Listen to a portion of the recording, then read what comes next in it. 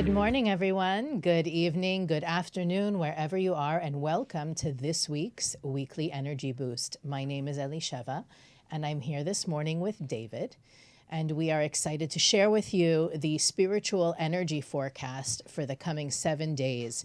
Every week, the Weekly Energy Boost presents you with the most powerful and practical wisdom to navigate the coming 7 days, and those life lessons and prescriptions and advice and suggestions. Those secrets can be applied to your lives the entire year through. We're now live on Facebook, but you can find us on YouTube, IGTV, and wherever you get your podcasts. I think that, yet again, the energy of the week coincides with the state of the world today. I spoke with a student yesterday who and repeated something another student said to me. I shared that I got a text over the weekend that said, it's amazing how the Kabbalistic teachings of the week are so much coinciding with what's going on in the world. That's right. So the other student responded to me, well, isn't it always that way, right? Like it's just super, super obvious right now, but it's just impeccable how precise, how accurate it is. And this week, we're talking about how to make a positive impact. The universe is basically asking us this week, there are things that you could be doing right now to make a positive impact, not only in the world around you, but even in your personal space. And a lot of the reasons we don't do those things is because they'll take us out of our comfort zone. And I think maybe one of the lesser known challenges or lesser obvious challenges that we're facing right now is how comfortable we may be staying at home, being able to stay in our pajamas. The fridge is always a short walk away, right? We don't really need to scrounge and forage and things like that right now. So I think that it's perfect timing also. I'll just share one more anecdote, and then David, I know you have a lot of powerful stuff to share, but I participated in a conference call last week with about 500 graduates of a spirituality program, not Kabbalistic, but were you one of the graduates? I am not, actually. I was a voyeur. You bombed the... Yes. I'm always, I think I speak for David as well. We're always interested in learning what works for people and what people are tuned into and seeing ways how we can use similar channels to get the message across. And one of the things that I heard over and over and over again is these people were sharing their struggles in the time of Corona, is that they feel so powerless. One person was talking about how, in their neck of the world, there's no more risk, life has gone back to normal because their government and their constituents did what they needed to do pretty accurately, but there's so much devastation taking place in the world and they feel powerless. How can they make a difference? I think I listened to 5 people give their own version of that statement. Things are okay where I am. I feel powerless. What can I do to make a difference now? And that's really what we're here to talk about today. And our approach is always a little bit different than what probably a lot of people are talking about out there. So what we're going to give people is we like to give a spiritual infrastructure, because I think that a lot of people don't talk about that. What is a spiritual infrastructure? How do I need to, we can make an impact in the physical world. I think there's a lot out there about what you can do to try to change your physical reality, your financial situation, your family, your health, whatever. What we like to do is go even deeper and give you the tools to create a spiritual infrastructure to make an impact. So a lot of what we're going to talk about today, at least stuff I have on my list, and I know Elisheva has on her list, is dealing with stuff on a consciousness level, on an energy level, the stuff that people don't see. We're going to give you tools to create energy, to create inspiration, to create an aura around you, not just within your closest vicinity, but how you could potentially impact the world on an energetic level. And that's the stuff that is unspoken. It's the stuff that people don't see, but they feel from you. So... You want to begin? You want me to start? It's up to you. All right. So the support that we get this week is it's interesting because it's the third week of this period of time called the Omer. which is the Kabbalistic name for it is Tiferet. And Tiferet has a lot of different secrets and meanings, but what it does, what? I was going to say the new moon of Taurus also snuck up on us. We were so passionate last week about what we were talking about. We forgot to mention that now we're in the month of Taurus. That's right. Which we can talk about a little bit, but it just comes with its own set of opportunities and challenges as well. That's right. And we're in the Omer aspect of Taurus, which is technically the more challenging part of the Omer. And what people should know just about this time is that, and Michael Burke spoke about it last week, is it's a very powerful time to make those difficult choices when it comes to transformation. And a lot of times transformation is just kind of this thought that just ruminates in our mind, and it's this desire that is just floating, but it's not theoretical. It's a theoretical desire. It's a theoretical concept that's floating, and it inspires us for a moment, but very few times are we grabbing it and committing to it. Most times we commit to making difficult choices and difficult transformations when we're pushed against the wall and there's a threat of losing something. That's when we really change who we are. But what we can do during the Omer, because the reward is so tremendous, the reward of transformation in this period of time is so much greater than any other time, because it says that your tikkun, your correction, the stuff that your soul needs to transform is accumulated during this time. So you're getting more for whatever you do. Whatever negative thought you transform, whatever selfishness, insecurity, fear, that stuff that's just inside, that we don't want it anymore. Whatever we approach and make an effort to transform now has an exponential effect in terms of the light that it can reveal than any other time. So that's the general understanding of the Omer. We're in the third week, which has to do with restriction, which has to do with your ability to say no to instant gratification.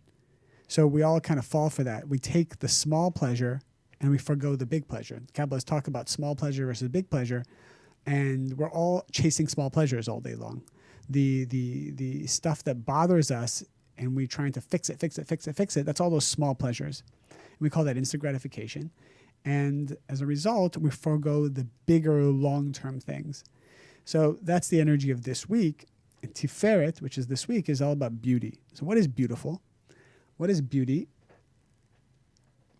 The way I want to approach it is when a person acts with a certain level of consciousness, they are beautiful in the eyes of everyone. And everywhere they go, there's this beauty. It says that even they have a spiritual scent that comes from them that people pick up on. And sometimes people can't put their finger on it, but there's something just amazing about you. And I think we all want that. We don't know what to call that. You can call it charisma. You can call it just your aura, just something very pleasant about a person. So here's a couple things I have on my list of how to create that spiritual aura, how to create that impact on a spiritual level, how to be inspirational, even when people can't put their finger on what you're doing. Well, even if, I'm sure right now a lot of our listeners are actually, required to stay home, and there's less interaction, certainly in person, but also in right. our interaction with other people has been scaled down tremendously. Right. So the opportunities to be proactive, to share, to restrict have diminished probably exponentially. And so there couldn't be a better time to bring this up, because there are things that you can do that don't require the witnessing of another person or the reception by another person in order to express that energy that you're talking about. And a lot of people think, well, I'm going to show up when I got eyeballs on me. So Right. So it's kind of like, imagine we're doing the radio show and we have nice shirts and we're wearing nothing. We're nothing. We're wearing something. Pajama pants. Wearing is what pajama he means. pants and then a nice shirt, right? So because that's how people are. It's a metaphor for how people are. I'm going to show you the best. When you're looking at me, the part of me, I'm going to show you the best part of that. And the rest, I don't really care. So a lot of times when people are home, they're like, well, why do I got to show up? Why do I got to put on makeup? They Why do let I it all gotta- hang out. Just let it loose. Eventually I'll have to work again, but why now? So this is all about energy, because how you show up, even in your house now, when you don't have eyeballs on you, is the energy people are feeling in the world. And that's the energy they're going to feel when you get back to work or you go out to the world and you're walking just to an event or a party or whatever.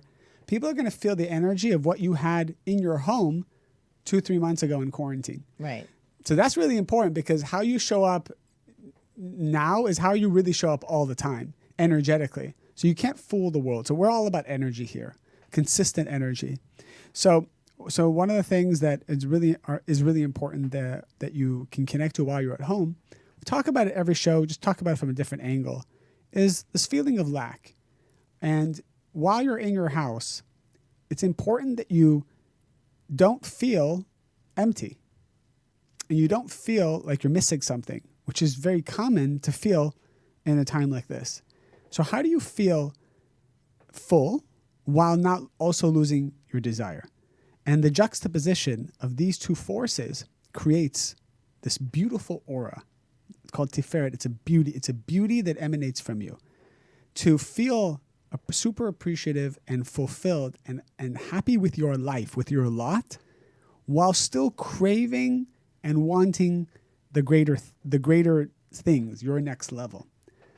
Does that make sense, Elisheva? The juxtaposition of these two forces. There's a very simple way to put it. Maybe a check-in that we can all do with ourselves is, are we going through the day just waiting for it to end? Or are we using the day as an opportunity to make things better? Right.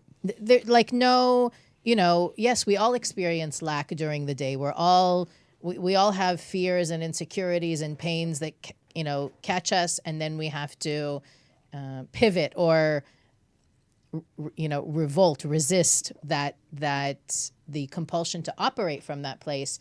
But here, now that there isn't the same pressure, the same schedule to live by, what's motivating you? You just want to get through the end of the day. You just want to wait. You can only wait for the stay at home to be over. Yes. Or are you really looking for the opportunities to fill the present moment with light? That's right. And something else that I've noticed is people are always on their way to something. If you think about your day, you're always on your way. You're on your way. It's a process, and you're looking to get to that place. So I'm even thinking about my house.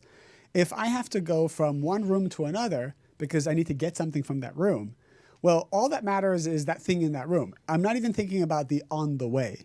So something that I've tried to do recently is, because Kabbalah say time is a basket. It's a basket that you can fill with energy. So let's say it takes me 30 seconds to go get something from my bedroom, from my office. I'm in my bedroom, I'm going to my office. It takes me 30 seconds, let's say, to walk there. And all I really care about is that 30th second of when I grab that object. So what happens in those other 29 seconds? A person feels lack. If you actually think about how genius that is, you're walking to get something and you feel lack until you get it. So that means for those 29 seconds before you got it, you feel lack. And then when you analyze your day, you realize that 99% of your day was lack. Because you're always lacking when you're on your way to get something. And then you feel good when you got it. And then it ends again. So something I've been trying to do is, and it sounds silly, but it's working for me, and I want to share it with our audience, is as I'm walking, I'm even trying to feel the ground under my feet. I'm trying to look at the things around me. Heighten my senses. Your senses and really be present. And I'm trying to connect to the pleasure of these things and remind myself that there is pleasure in my wooden floor. Because guess what? When I first moved into my house, there was a pleasure when you step on that floor. And you're like, wow, what a you're like, it's new. So we usually get pleasure from things that are new, and then we discard it after the new car smell is gone. We start to trash it. We don't appreciate it. We don't derive the pleasure from it. So you're not extracting the light. And if you want to have energy for the world, if I want energy for this podcast or for our radio show, if I want light to be emanated through this microphone, I need to extract that light from those 29 seconds that I'm walking from room to room that usually I'm dismissing. Right. And I think we also discount the opportunity that we have, even in those 29 seconds David's talking about, when I think the conventional perception of making a difference, having impact, we look for quantity, not quality. Okay. Right? Like we look for how many people's lives can I make a difference? Yes. If I can't give tons of money, I shouldn't give any money. Yes. Right? That kind if it's not gonna if it's not solving a major crisis, it's not that big of a deal. That's right. the first place of impact, of positive impact that we can have is ourselves. And what David shared before about, not focusing on the lack, but focusing on what is and the beauty, right? That's another aspect of Tiferet, is being able to see the light, see the beauty in everything, whether it's the floor, the latte, the peace and quiet. That there's something I think everybody's enjoying now, is a little bit of the peace and quiet and slowed down pace. But there's also this, when is it going to be over, right? Staying more focused on me and what can I get from this time, and how can I use what's going on now to cultivate something in myself. That you cannot pour from an empty cup. Now is a very powerful time to fill your cup. A common tikkun, we use the word tikkun, which is spiritual correction of the soul. Common tikkun that type A, self-driven, successful people have, if you're out there listening to the show, is they're afraid to be satisfied because they feel that will extinguish the flame that's within them. So they gain energy from constantly doing and being productive and manifesting. And there's this fear that if they enjoy something or extract light or appreciate something and be still, that all of a sudden they'll die. Their stock goes down. The stock goes down. They're irrelevant, and they're not going to have that same passion. It's kind of like they asked Bill Gates, "What's your greatest fear?" And he said that my mind will deteriorate. Right, that was his biggest fear, which makes you think, why is that his greatest fear? Because he gets the most energy from the way his mind is active. So if his mind wasn't active, that would scare him. And that's the way many of us are. It's more blatant in type A driven people, but we all have that type A in some part of our lives. You can be a type A mom, you could be a type A dad, you could be a type A when it comes to your food, you could be type A when it comes to washing your hands. We all have type A. So the idea is that we're afraid. People who are extreme are afraid to enjoy and afraid to let energy in, which then we can extend that further. They're afraid to let love in. They're afraid to get people to get close to them. They're afraid to accept an apology. They're afraid to apologize. We could go on forever with this, but there's a fear of enjoying and extracting the pleasure. They're afraid to chew their food and enjoy the lettuce, enjoy the meat, enjoy it. Why are you afraid? So I think this is a really big topic, and this is the week to gain the strength to extract the energy, extract the pleasure, not just keep hopping over it and going through the process because you're trying to get somewhere. Well, I think David also brings up an important idea that many times the impact that we can make in our lives is with that person that's asking us for help, or that we're you could be in a, I don't know, I guess now today it's in a Zoom meeting, and you see everybody's faces on the camera. How much are we paying attention to what's going on the other side of the screen versus what's my agenda and what I've got to get through and what I need to do next? And some of us are more naturally empathetic like that. Some of us are more in tune with, even without physical proximity, in tune with other people's feelings and what's going on. But I would say, if the self is the first point of positive impact, the next wave around us are the people that are closest to us. But in this time, that physical closeness is almost irrelevant, right?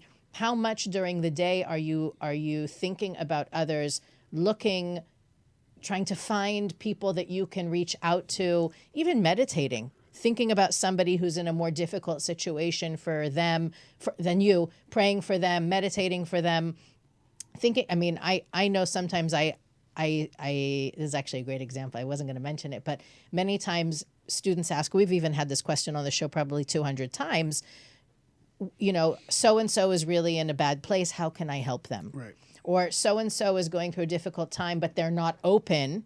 I have a friend who's not open for advice or assistance. What can I do?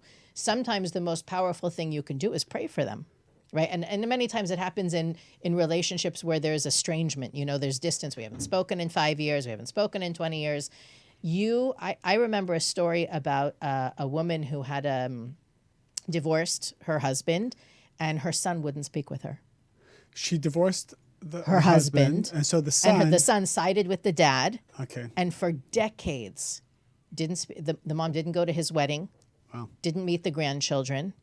And when this woman began her journey with Kabbalah, that was one of the first things that she brought up with her teacher was how painful that was. Right? I can't even begin to imagine. Right. And with her teacher, she started to work in different ways, different Kabbalistic technologies to close that space. That obviously we're not talking about the physical distance. They lived in the same state. Mm-hmm. It was more the pain that obviously the son must have felt in order to make that kind of drastic decision, and then to not be able to fix it. Mm-hmm. I think a lot of people from a pride place can't say I was wrong, I'm sorry, please be a part of my life again, kind of thing.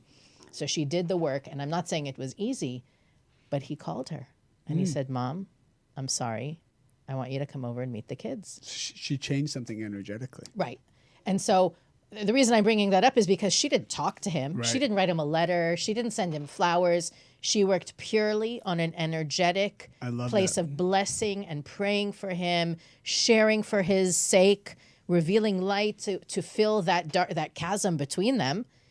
And I want to say out of the blue, obviously we know it's not out of the blue. Right. He called her up and they now are as close as we would say a grandma and a son and grandchildren could be. I love that. We always make that emphasis on this show that the work we need to do doesn't necessarily require physical confrontation. So much of this work happens inside of us in our consciousness and our soul, and then manifests huge results in the physical world. And I think sometimes people think, spirituality is all this. It's a different world, It's like your own. People always say that to us. You're in your own bubble. Mm-hmm. Bubble. I'm like, look, I rather be in the bubble and be able to pull the strings in this bubble and then manifest outside the bubble. So why do I need to be outside of the bubble in the trenches? Not that we're not, but a lot of the stuff that we do on ourselves, on our consciousness, has a direct impact on completely changing the physical reality. And it's so powerful. I want to take a moment here to a lot of times people thank us and they say that this show means so much to them, and our audience is huge now. I don't know, the numbers fluctuate, but anywhere between 20 to 50,000 people a week are listening to our show, and that's phenomenal. The best way you can give back to us, the show is free, obviously, we don't raise money for it, but the best way you can give back to us simply by sharing the show. And we want to get this out to so many more people, because when we started, we had a couple hundred people listening to the show. Now we have tens of thousands every week, and that's because of you. Every time you like and share, every time you comment some friends, it changes their lives. And if they don't like it, then great. It's not like you're forcing it into you're not forcing it into them. You're just suggesting it to them. So please share the show. It's what you can do for us if you feel that you're getting value out of the value that we're giving you. And we'll continue to bring this out to you. When we see our audience growing, we can then command more resources to bring you more value and try new things and try more things. So that's great. Let's keep moving on to other secrets we can share. I have another one here, unless you have one that you want to share first. No, go for it. All right. So here's a big one. We've spoken about it also many times, but it's in a different way. One of the reasons why people like to be around you is because... You mean me? No, I'm saying you people. I'm bracing myself for a compliment. I'm not saying you, Elisheva, you. Good. Is Go on. is when they feel you're not judging them. And the reason why that is because when you judge someone, or you look at them in a certain way, or you could love them too, by the way, especially when you love them. You love them, but you're always kind of like expecting them to do something negative. That's judging. Every time you judge someone, what it does is it kind of releases a poison inside the other person. It's called passive evil eye. We've talked about it a lot. Judgment and passive evil eye are virtually the same thing, where let's say you see someone and you're like, oh, there's that guy again. Most likely this is going to be annoying or stupid or whatever, or he's going to make him... You have some kind of sarcasm towards their essence. And what you do is you release a poison inside of them, because you accentuate their negativity. When you see someone's negativity or anticipate someone's negativity, you actually bring out their negativity, because we all have it. The same way we all have cancer cells that are dormant, all of our negativity is dormant to some extent and becomes awakened when someone expects it from us. So this happens in relationships. You start expecting the other person to be negative. The honeymoon period in the beginning of a relationship is really just the lack of a negative expectation. That's what makes it so good. It's not that this person is like phenomenal or the relationship is phenomenal or it's new. That's why it feels so good. By the way, this can be happening with someone you hire to work with you. Totally. This can be happening with a new friend. There is this phase where there's no expectation, so there's no resentment and there's no letdown. Absolutely. And a negative expectation, maybe because you've been let down 6 times before, so you assume the 7th is going to be the same. What that does is it awakens the poison inside of them. And then it's a perpetual negative cycle of where they just keep becoming negative in your life. Self-fulfilling prophecy. It becomes a self-fulfilling prophecy. But even more than that is that it kills your aura. So whenever you have an evil eye or a internal sarcasm towards someone else, it diminishes your personal light and your energy and your aura because you're causing them to feel negativity. And it is important to be liked. You know, I think people say, "Oh, who cares? I don't care what people think about me." That's false. You live in a society where you need to create unity. So I'm not saying kowtow to people and get them to don't be needy of their love. That's for sure. But it's important to be pleasant and to be liked. And every time we give an evil eye and we judge people, we awaken their negativity so they don't like us. Even though they don't know why they don't like us. They just feel like they don't want to be around us because we have this power to create awaken their negativity. So that was the second concept. I want to give an exercise or an assignment, I guess. Yeah. Listening to David, I'm sure that there are people that heard him and said, kind of turned red and said, "Oh my God, that's totally me." And there's people who said, "I don't do that. I don't know what you're talking about." Right. Whichever category you fall into, I suggest you sit down some point this week. Don't tell me you don't have time, and do the following exercise. Okay, write down how you like to be treated, how you want to be treated, and how you do not want to be treated. Okay, that's the exercise, right? The thing that will take you 30 to 60 seconds. Your mission for the week, you want to talk about creating positive impact. Stop doing the things on the side of, "I don't want to be treated this way," because I promise you do those things. So I'm saying, you take something that what David was just saying, I don't judge. If you don't want to be judged, you're not allowed to judge. And what ends up happening, there's a cosmic law that states that if you stop judging, you will never be judged. If you stop being stubborn, no one will ever be stubborn with you. If you stop being cold and withholding love, no one will ever withhold love from you. That's the way that the universe works. What's amazing, though, is that if you look at the side of the ways you do want to be treated and take upon yourself maybe even one item every day, today I'm going to be loving. Today I'm going to give compliments. Today I'm going to, I don't know, what's another positive way we want to be treated? Appreciate. I want to express appreciation and gratitude. Sorry, I don't know what happened there. Take one every day and start to do it. You will see. I think the beautiful things that we're seeing in this period is how people are showing up graciously, generously, kindly, in ways that maybe they didn't have opportunities to do before because there wasn't such dire need. Here we are in the Weekly Energy Boost saying, don't wait for dire need.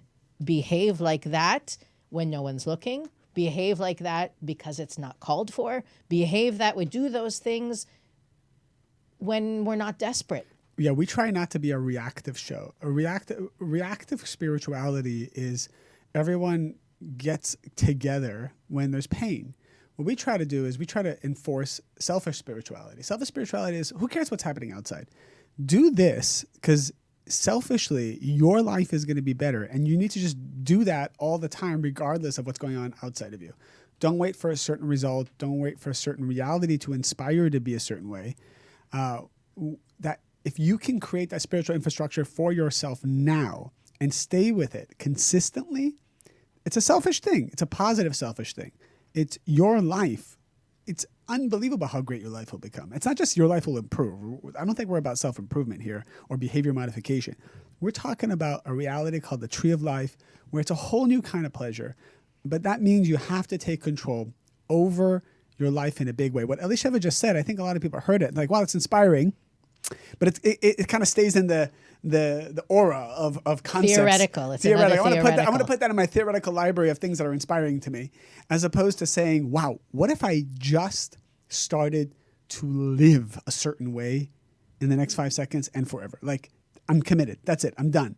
I'm just going to be done with it. Like, be done with that way of thinking. I'm committing myself to it. I'm going to go to war with that one selfish thing. I'm committed to transformation. And that's the difference I've seen between people who are successful in any field of life is they're manifestors. They're not talkers or idea or philosophical people. They take a concept they believe in and they just manifest it. And they don't even wait for anybody to manifest it. They don't even have excuses about why it's not manifested. So I think that's very inspirational what you shared this show. I want to take a second also to mention, if you've listened to the show for any period of time, you know that we often revert to, if you don't know what we're talking about or if you want to learn more, Kabbalah1.com is the place to go. We have a unique opportunity starting tomorrow, which is Tuesday, April 28th. And by the way, if you're listening to this show after the 28th, you can still participate. You can listen to the recording and get on. But we are doing for the first time ever a live Kabbalah One global. So right now there's no Kabbalah Ones taking place in our local centers around the world. It is a unlimited participant Kabbalah One it starts tomorrow night at 5:30 Pacific, 8:30 Eastern. But again, it's something that you can participate in literally wherever you are. We're going to put the link you can register. We'll put the link in the comments. If you need the link and you're listening to the podcast, you can email us. But this particular course it's something we've never done before. The live interactive, the ability to ask questions, you're going to be part of it. I'm going to be part of it as well. The more details I get about it, the more bowled over I am by how powerful this is. Can I say something about it? Please. And then because I want our listeners to know, because we've been talking about Kabbalah1.com every show, and by the way, every time we talk about it, people are registering, and we're getting people every day coming on that platform. I want to be clear about the difference between the two, because people will ask us, and they have asked me. Kabbalah1.com is me and several teachers from around the world with a professional recording of a live Kabbalah One plus content that is recorded in a studio that is phenomenal. It's deep, it's powerful, and it's the most well-produced production you've ever seen. That's Kabbalah1.com. If you do say so yourself. if it's okay for me to say that, the production of it is just on the highest level imaginable because it's by one of the best studios in the world. That is an on-demand masterclass that you can access anywhere all the time. That has a cost, and we give a discount on every show. What we're doing now is we're taking a similar curriculum. It's the Kabbalah One curriculum, and we're going to do it live via Zoom for anyone around the world. So even though it's similar, it's also very different. So if you've taken Kabbalah1.com, you will enjoy and you will find that it is completely new to take this global Kabbalah One. The global Kabbalah One is being taught by the people who taught Kabbalah One to Elisheva and I. So, right? Yeah. To Elisheva the teacher's teacher. Yeah, it's the teacher's teacher. So he's phenomenal, obviously. He's like our number one teacher worldwide. His name is Eitan Yardeni, and I think we already have 1,000 people registered for it. We have 1,000 people registered for it, and the catch is, I don't know if I'm allowed to say it, but the catch is that it's by donation only. It's whatever you can afford to pay. The class itself is $150 usually, and that's the price. And hopefully, if you can afford to pay that, please do, because we are a non-for-profit, and there's so many costs involved in this. We couldn't establish a cost for this because we know people can't fully afford it. And not only that, I think it's the most important time in human history Right. for people to know these concepts. That's the motive is we need as many people to know this as possible. Time, space, and money cannot be an issue. 100%. If you want to register for it, go to Kabbalah Kabbalah.com. It's the first thing you're going to see right there. I just posted the link in the comments. Perfect. Kabbalah.com. And then you can sign up for the Global Kabbalah one that's starting Tuesday, 5:30. Even if you hear this show after Tuesday, it's fine. You get the recording. That doesn't take away from Kabbalah1.com, which is a whole different platform. Content is different. You can do both. You can supplement your wisdom on both sides. And so, yeah, that's what I want to say about that. Okay, commercial's over. Now we want to share with you, I think there's a lot more to be said. I want to go back to those people that were saying, I'm by myself. What can I do to make a difference? Okay. We basically answered that question for the last 35 minutes in talking about how with you changing the way you operate, that is the most powerful way. I think that's one of the takeaways from Kabbalah 1 is you want to make a difference, work on yourself. You are the most powerful spiritual tool on the planet. Yep. And if you want to make a difference in your city, your state, your country, your family, the world, it starts with you. And I'm sure we're not the only people to have that as a slogan, right? Be the change you want to see in the world. What that means is that I'm so tired of that slogan. Yeah, I know. I'm sorry. I know. I'm using it because of that. I think that we've almost become... Not to put it down, I'm just so tired. We've become numb or deaf to it. What it means Kabbalistically is that by me, what David said before, committing to stop the judging and the passive evil eye, that reveals more light than me, I don't know, flying to some other country and making masks. No offense to anybody who makes masks either. Always putting down the masks. Okay, let's not even go there. My point is, and of course, again, I mean, I'll give you an example, by the way. My friend that I went to high school with posted on Instagram, I don't know what it was, Thursday or Friday, that a local organization here in LA needs bags. So I said, you know what? I'm going to contact them. I'm going to collect bags. I have tons of bags because I can't reuse my bags right now anyway. I'm sure I'm not the only one. And I did it. Is that the most impact that I can have in the world? No. But it's a very low-hanging fruit way of being able to do something, solve a need, fulfill a need for people. It's a beautiful organization that provides food and basic needs for low-income families in Los Angeles. The powerful thing about it, though, is that it brought people together. And that was more we've not been together. I'm thinking to myself, we've not been able to do anything together as a community in how many, 7 weeks? What can we do to pull together to do something that'll make a difference? And just the love and the texts and the connection it brought, I think, was more powerful than the bags we're going to provide for the organization that needs it. And so I'm saying, even when you do look at something, we have at the Kabbalah Center, we have tons of charitable initiatives, right? But the goal of those things isn't to put a patch on the leaky boat. The goal is to reveal light within ourselves through the process.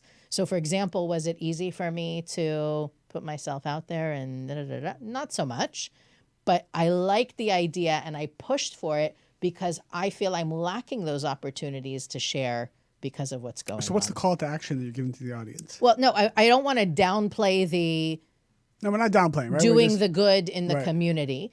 But the doing the good in the community it's not about bags. The doing good in the community can be escapism from the personal work we have to do. When you do personal work and do good in the community, that's a nuclear spiritual experience. Right. And that's my point. I mean, in our... They go together. Our little community of, my kids' school community and the Kabbalah Center community, there is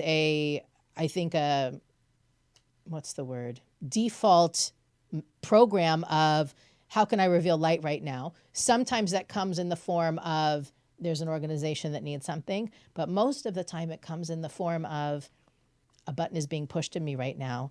How can I transform this situation? Right. When I have students that are very focused on giving, even could be giving to spread Kabbalah, but they in their personal lives have chaos that they're not paying attention to, or addictions and fears that they're disregarding.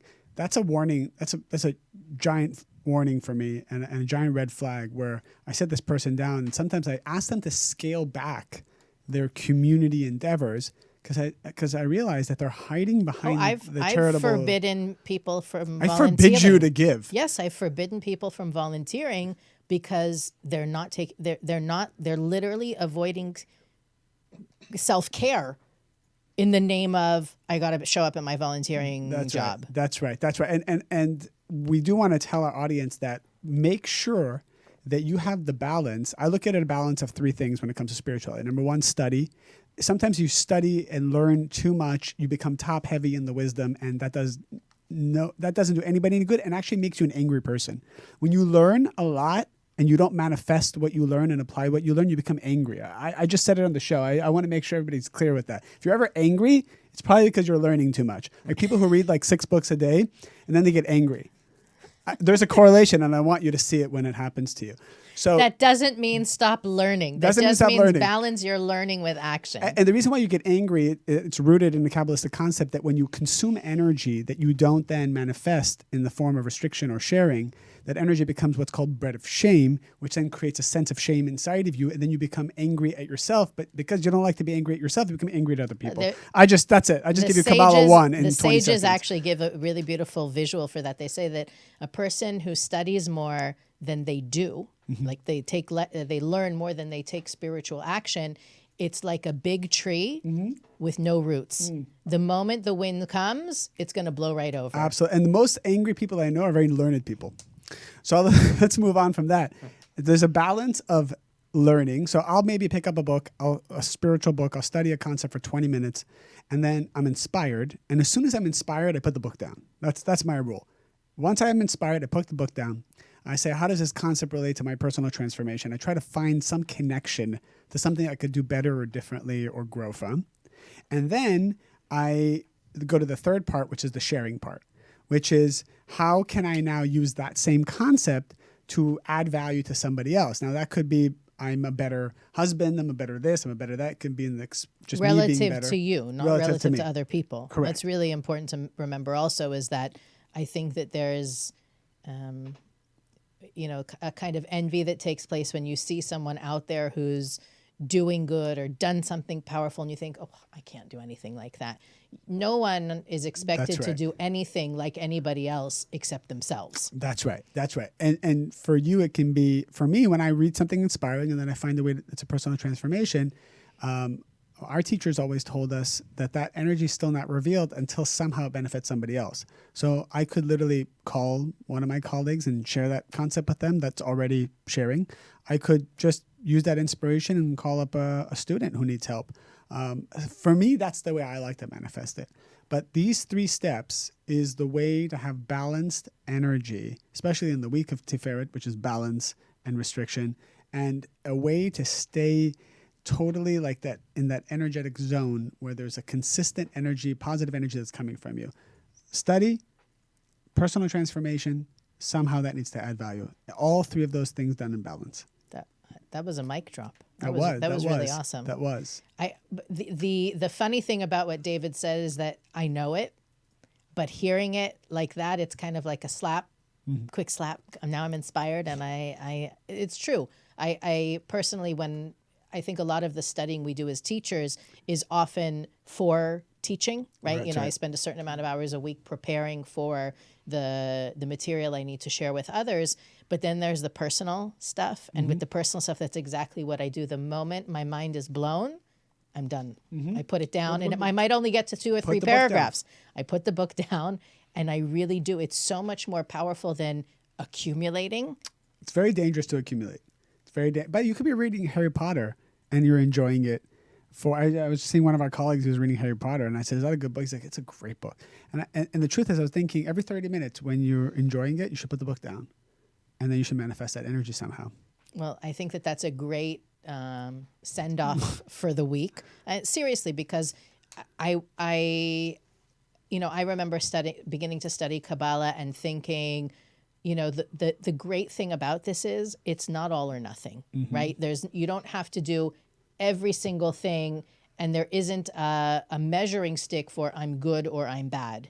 I can take one nugget, right? And one nugget from today's show, one nugget from my Kabbalah 1 class, one nugget from the book I'm reading, and practice it, live it, breathe it, and I've done good for the day, or I've done, 100%. that's what makes the difference. And I think that's the bottom line of today's show. So as David said, please share the show. Something else you can do It's with one of the best ways you can give back to us. the Kabbalah One course that could cost even $1 if that's what a person can afford. Yeah, Kabbalah.com, Global Kabbalah One. Right? You can gift that to people as well. Sure. Right? Now there's no limit to how many people can take it at once. And by the way, we had actually someone in last week's show commented that they wanted to take a Kabbalah One course. Is there a way for them to simultaneously watch KabbalahOne.com and talk about it and do the class? Oh, it's beautiful. And I said, wait a second, we're giving this now Kabbalah One through Zoom.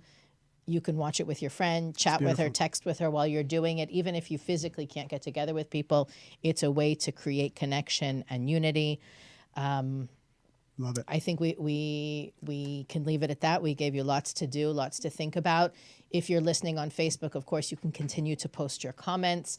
Also on Instagram, on YouTube, we go back and we check those comments and answer those questions. If you're listening on a podcast, please rate and review the podcast. We got a lot of really awesome reviews over the last week or so. It was really great to see people. How many people download our podcast? I think it's around between 2,000 and 2,500 a week. Great. And we're reaching #1 in some countries as far as spirituality podcasts. It's really awesome every week to see those numbers. We can't do it without you. So continue to share, rate, comment, review, and we'll see you next week on the Weekly Energy Boost.